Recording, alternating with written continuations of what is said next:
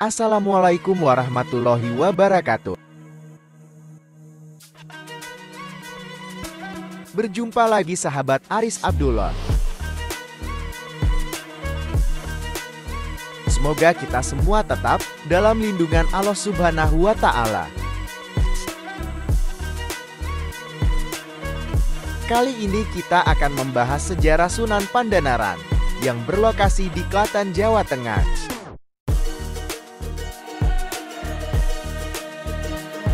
Tepatnya di Gunung Jabalkan yang berada di wilayah Desa Paseban, Kecamatan Bayat, Kabupaten Klaten, Jawa Tengah.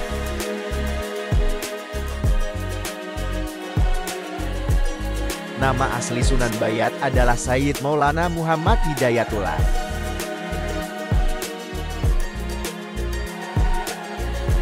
Nama lain atau gelar-gelar Sunan Bayat adalah 1. Pangeran Mangkubumi, 2. Susuhunan Tembayat, 3. Sunan Pandanaran Dul. Kata Pandanaran juga berasal dari bahasa Jawa Kawi yaitu Pandan Arang sama dengan artinya kota suci. 4. Wahyu Widayat.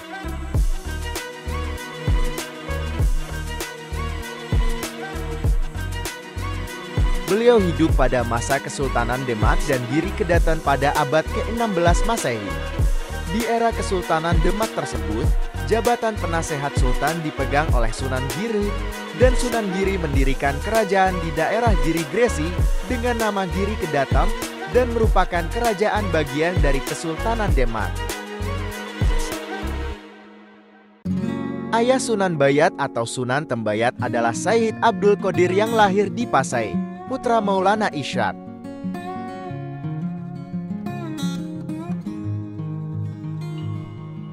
Beliau diangkat dengan arahan Sunan Giri yang merupakan saudara seayahnya untuk menjadi Bupati Semarang yang pertama dan bergelar Sunan Pandanaran.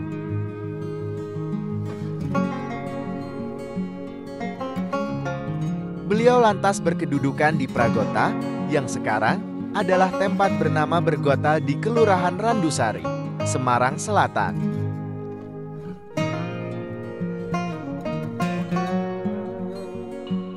Beliau wafat di Kelurahan Mugasari, Semarang Selatan.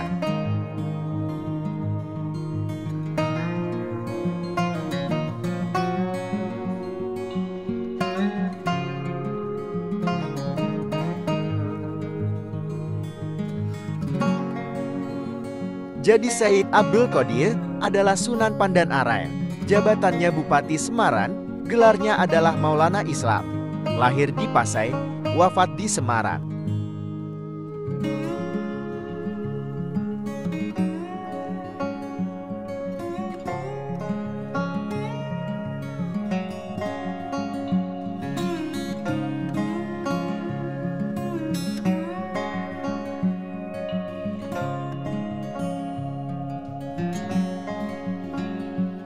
Gelar-gelar Sayyid Abdul Qadir bin Maulana Ishaq.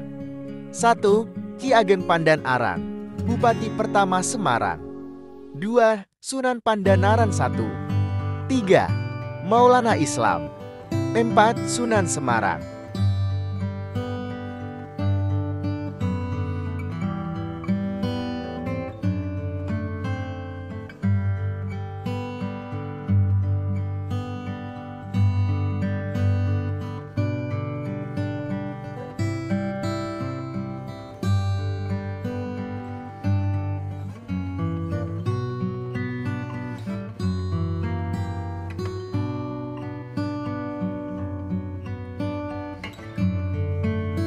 Ibu Sunan Bayat atau istri Sunan Pandanaran I bernama Syarifah Pasai adik Pati Unus. Raden Abdul Qadir mantu Raden Patah Demak. Putra Raden Muhammad Yunus dari Jepara. Putra seorang mubalik pendatang dari Persia yang dikenal dengan sebutan Syekh Kholikul Idrus.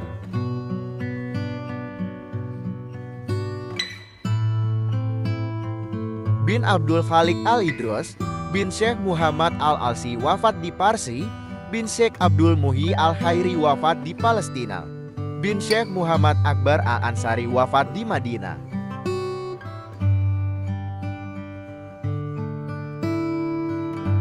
Bin Syekh Abdul Wahab wafat di Makkah, bin Syekh Yusuf Al-Muhrawi wafat di Parsi bin Imam Besar Hadramaut Syekh Muhammad Al-Faqih Al-Muqaddam.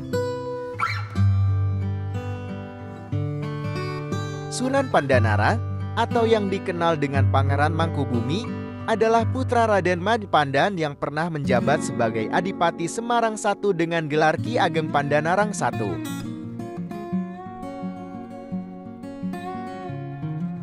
Setelah ayahnya meninggal, Sunan Pandanaran menggantikan kedudukan ayahnya sebagai Adipati Semarang II dengan gelar Ki Ageng Pandanarang II.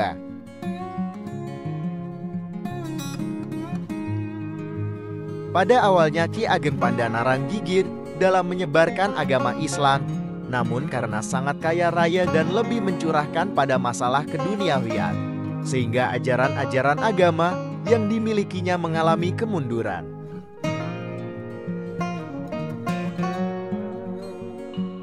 Sampai akhirnya di kemudian hari ada seorang pemotong rumput yang ingin menjual rumputnya. Bupati menerima, namun dengan bayaran yang sangat murah sekali. Oleh laki-laki tua pemotong rumput hal ini tidak dipermasalahkan.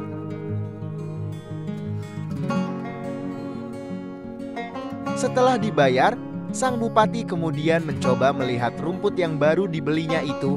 Dia senang karena rumput itu memang bagus kualitasnya. Namun alangkah terkejutnya dia karena di dalam ikatan rumput terdapat beberapa keping emas.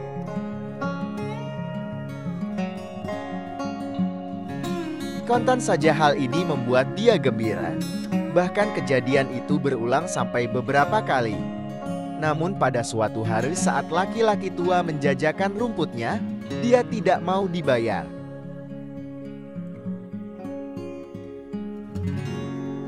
Dia hanya meminta supaya beduk masjid kabupaten dibunyikan. Kontan saja hal ini membuat sang bupati marah, karena laki-laki itu dianggap telah melecehkan dirinya.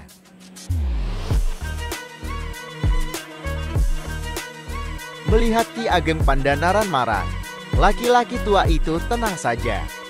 Bahkan dia kemudian mengatakan bahwa dia tidak butuh uang. Kalau saja mau dia bisa mendapat emas yang lebih banyak hanya dalam satu cangkulan.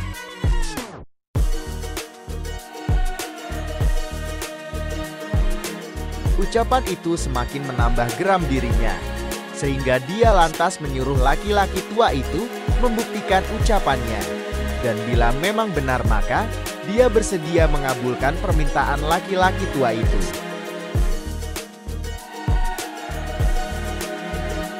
Dengan disaksikan para pejabat dan prajurit kadipaten, pria tua itu pun meraih cangkul untuk membuktikan ucapannya, dan ternyata benar. Dengan sekali cangkul tanah di pendopo terangkat dan terlihat bongkahan emas berkilauan.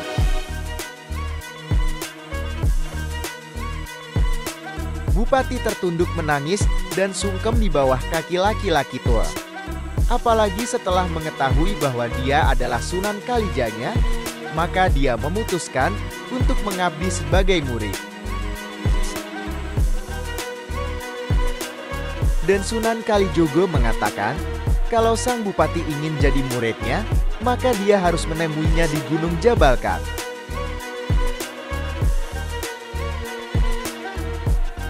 Karena itulah Ki Pandanaran kemudian memutuskan untuk meninggalkan rumahnya dan memilih menyusul Sunan Kalijaga untuk menebus segala dosa yang telah dilakukannya.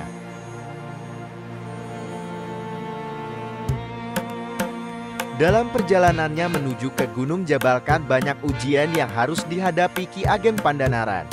Salah satunya adalah hadangan dua orang perampok yang pada akhirnya justru menjadi murid kesayangannya. Dua orang itu adalah Syekh Domba dan Syekh Kawer.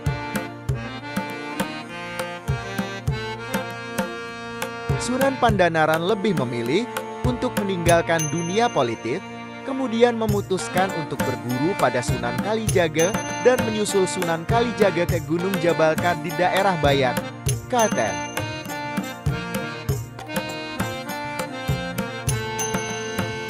Perjalanan Sunan Pandanaran dari Semarang menuju Bayat, Klaten ditemani istri tertuanya dan seorang anak kecil yang kemudian dikenal sebagai penambahan jiwa. Tak hanya itu, Ki Ageng Pandanaran juga sempat menjadi pembantu di sebuah warung serabe demi untuk menyambung hidup. Dan bahkan keberadaan Ki Ageng Pandanaran semakin meningkatkan rejeki dari si pemilik warung. Tiap hari dagangannya selalu habis diserbu pembeli, padahal sebelumnya tidak.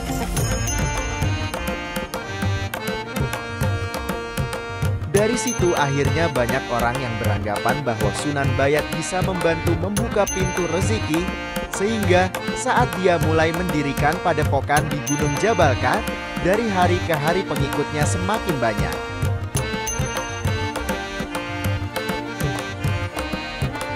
Bahkan karena keyakinan itu juga, hingga kini banyak para pedagang yang percaya kalau ada energi penglaris di makam Sunan Bayat, sehingga mereka kerap datang untuk berziarah dan ngalap berkah di sana.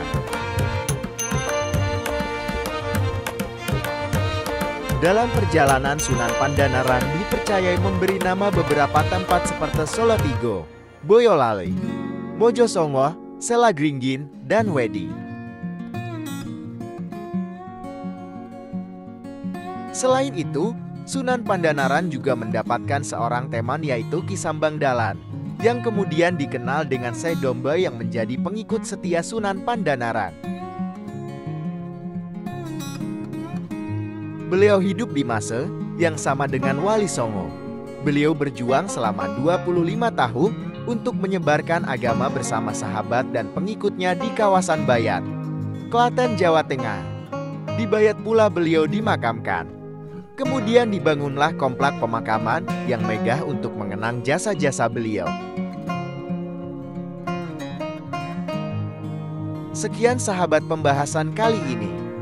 Semoga menambah wawasan kita dalam sejarah penyebaran Islam di Nusantara.